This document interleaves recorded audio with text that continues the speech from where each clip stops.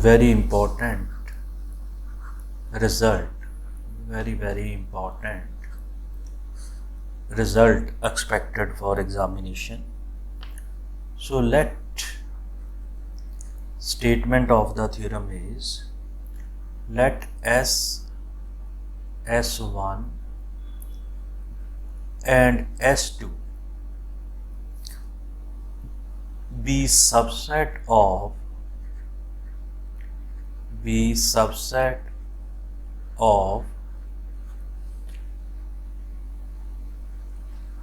Hilbert space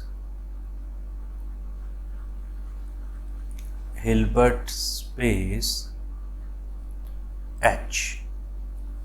Let S1, S2 and S1, S2 and S be a subset of Hilbert space, then it satisfies the following properties. So property number 1, complement of 0 is equal to entire Hilbert space. So property number 2, so what is the property number 2? The complement of Hilbert space, which is a 0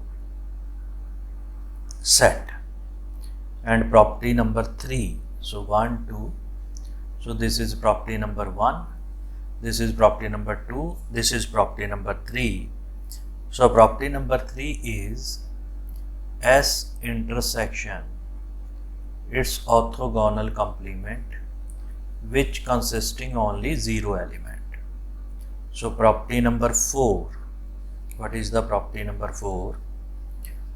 If S1 is part of S2, so it implies S2 complement is contained in S1 complement.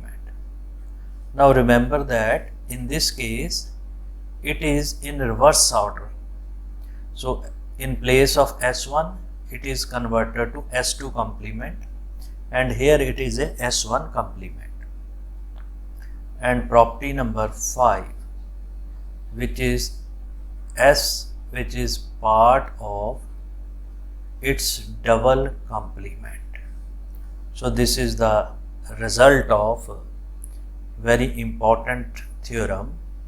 So we will prove it step by step from 1, 2, 3, 4 and 5. So we will prove it in this way. So to prove the first result, so first I divide the question and answer. So from this, so what is our first result? Complement of 0 is equal to H. So solution of this theorem. So first result, so what is that? Complement of 0 is equal to H. So let X is some vector belongs to H. Then it implies, we know that X inner product with 0 is equal to 0. So it implies this X vector which is perpendicular to the set which consisting 0 vector. So what is this? This means X belongs to complement of 0 vector. So we take X from H, then this X belongs to complement of 0. So what it means? It means H is subset of complement of 0. Also we know that H is a total Hilbert space. So every subspace is always a part of H. So from this what we get? We get H is equal to complement of 0. So this is my first part. Now second part. So to prove the second part, so what is second part? First check that is a complement of H consisting only 0 element. So in this case, I again take X is some vector belongs to complement of H. So it implies X is perpendicular to H. So it implies inner product of xy, which is 0 for every y vector belongs to H, this values. So it implies if this value is equal to this, so this condition is true for every y belongs to H. So since X is also belongs to H, so this condition is true for X, in particular case of X. So it implies norm of X raised to power 2 is equal to 0.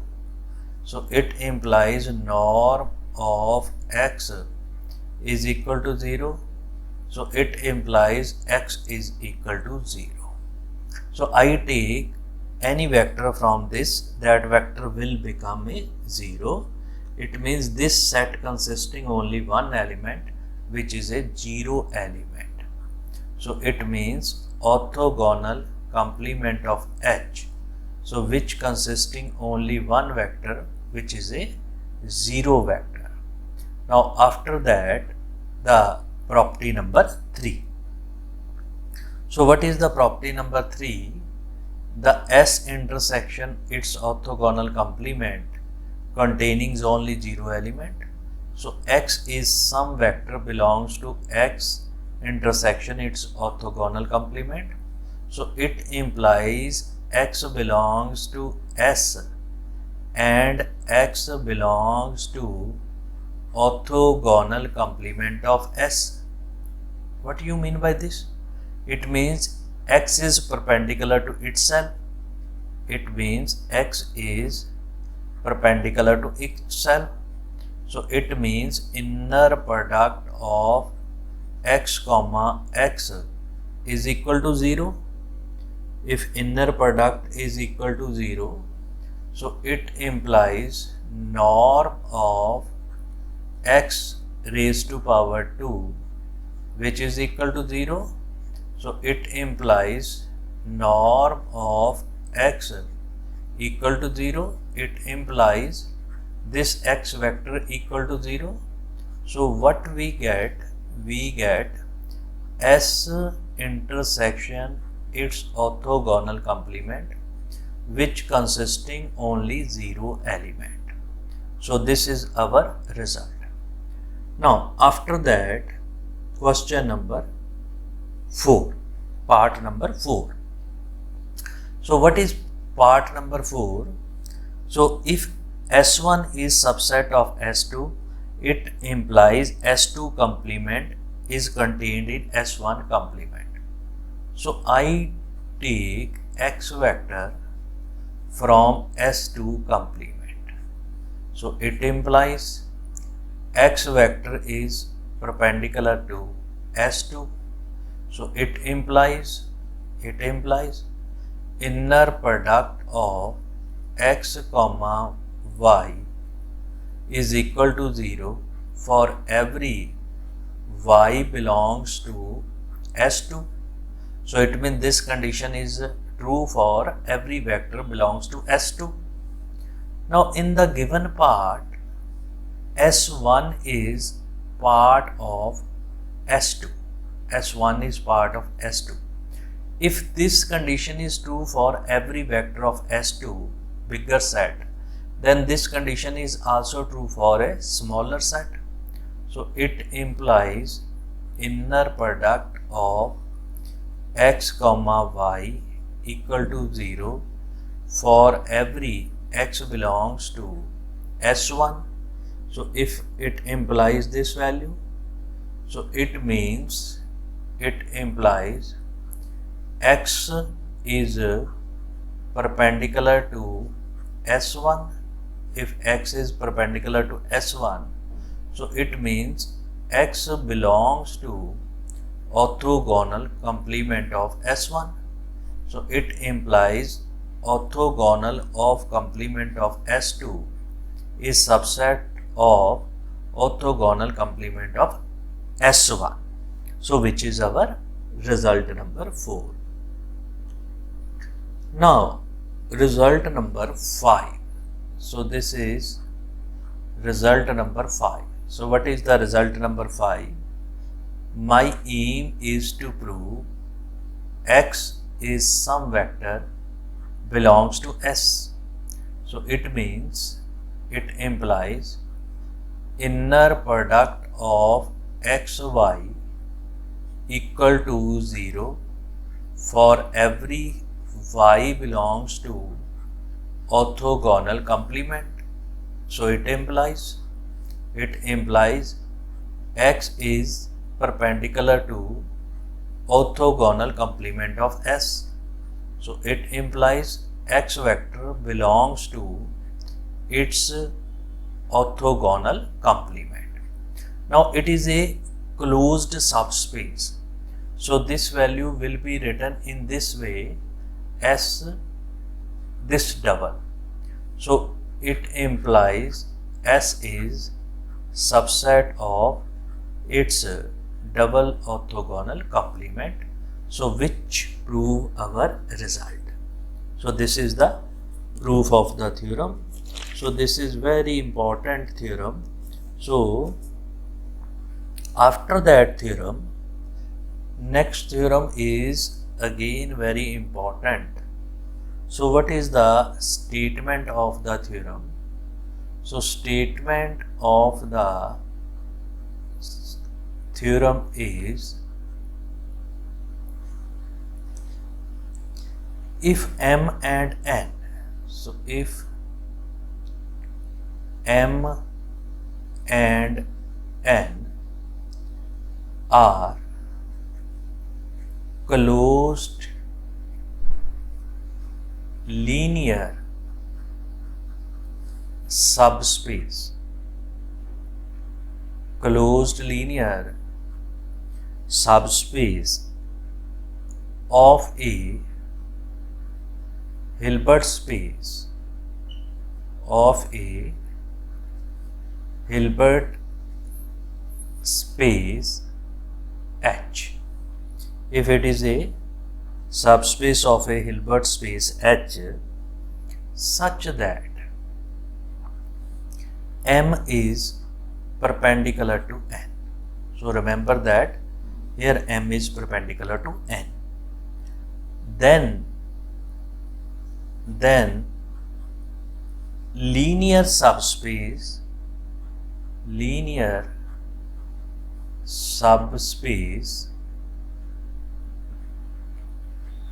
M plus N is also closed,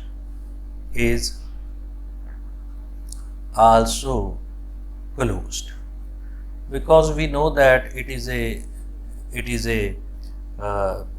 subspace, but in addition to subspace it is also a closed subspace. Now to prove this result, so just remember that M and N are closed subspace and perpendicular to each other. So my aim is to prove M plus N is closed. Now proof of this result. What is proof? Let Z be a limit point of M plus N, Suppose Z is a limit point of M plus N. So it means there exists a sequence, Zn in M plus N such that this Zn approaches to Z as n approaches to infinity. So this is my first step. So I write it as 1. If Zn approaches to Z, so it means it is a convergent sequence. So since every convergent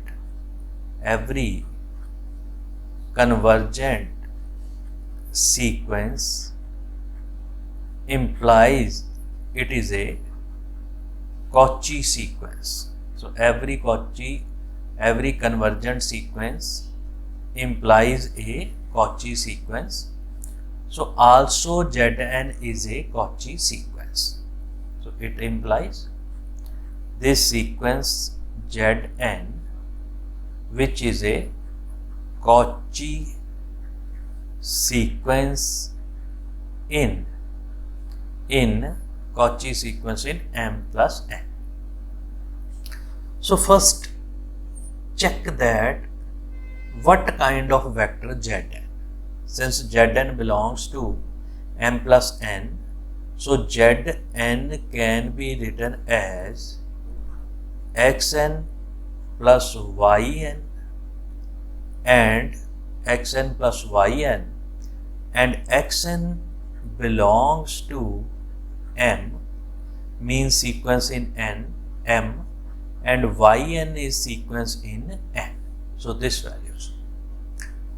Now if Zn is Cauchy sequence, so by definition of Cauchy sequence, norm of Zm minus Zn, this approaches to 0 as mn approaches to infinity. So remember this. So write it as equation number 2. Write it as equation number 2. Now Zn and Zm, so Zm can be written as xm plus ym type. So what is Zm minus Zn, which is xm plus ym plus minus. So next is minus. So here it is minus xn plus yn, these values. So this can be written as xm minus xn, this value, plus ym minus yn, right? Now this xm belongs to m, this xn belongs to m, and m is subspace. So this vector belongs to m. Remember that. Similarly, this vector belongs to n. So it means this Zm minus Zn can be written as vector from m plus vector from n. Also, in addition to that, given is m is perpendicular to n. So it means this vector and this vector are perpendicular. So we can apply Pythagorean theorem to these two vectors. So by Pythagorean theorem, so we can write it as norm of Zm minus Zn raised to power 2, so which is norm of xm minus xn plus ym minus yn raised to power 2. So since these vectors are perpendicular, so by Pythagorean theorem, this can be written as xm minus xn raised to power 2 plus ym minus yn raised to power 2. So write why this is possible. So this is possible by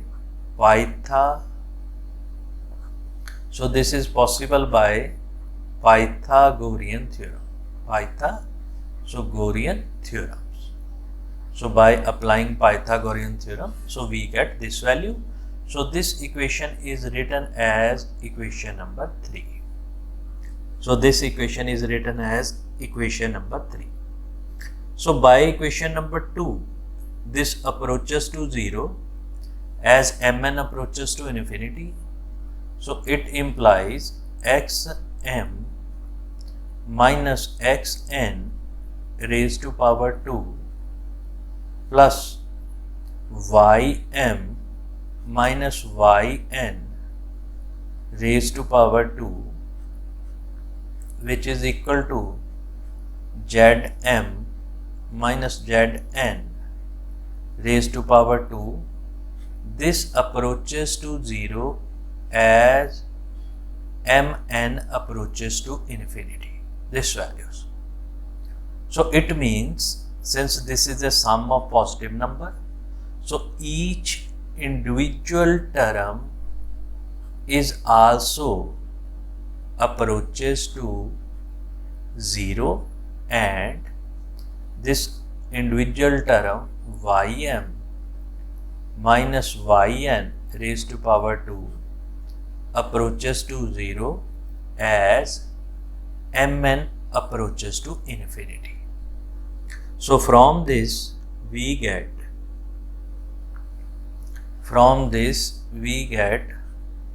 norm of xm minus xn approaches to 0 and norm of ym minus yn approaches to 0 as mn approaches to infinity.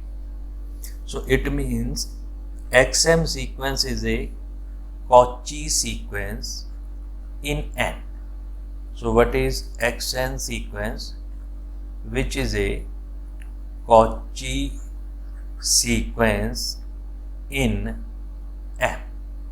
Similarly, yn sequence, which is a Cauchy sequence in n, right? These values. Now what is M? M is closed subspace of complete metric space. So closed subspace of complete metric space is always a complete. Similarly, in case of N, so it is also a complete by using the concept closed subspace of complete metric space is a complete. In that case, every Cauchy sequence is convergent.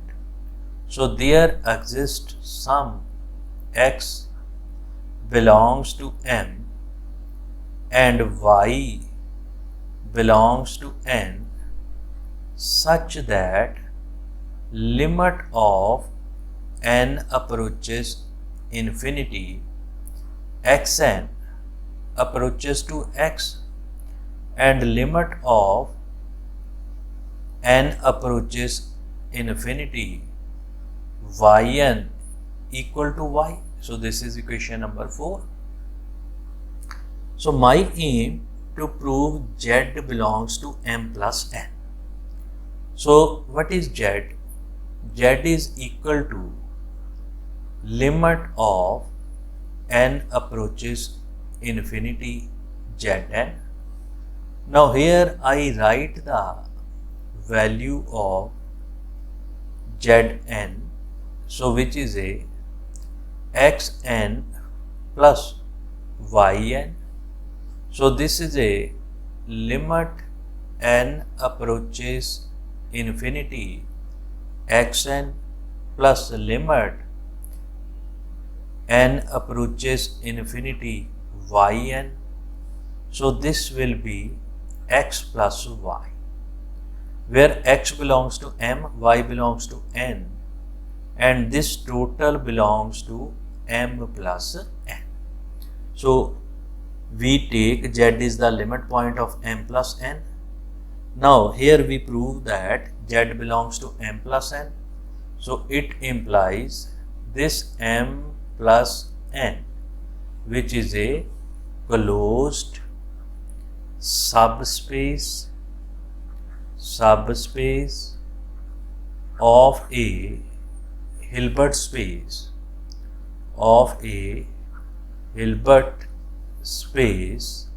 H. So this prove our result. So it is a subspace and subspace of a Hilbert space, closed subspace of a Hilbert space H. So which prove the result. So after this theorem, we will prove a very important theorem which is called a projection theorem. So that we will prove.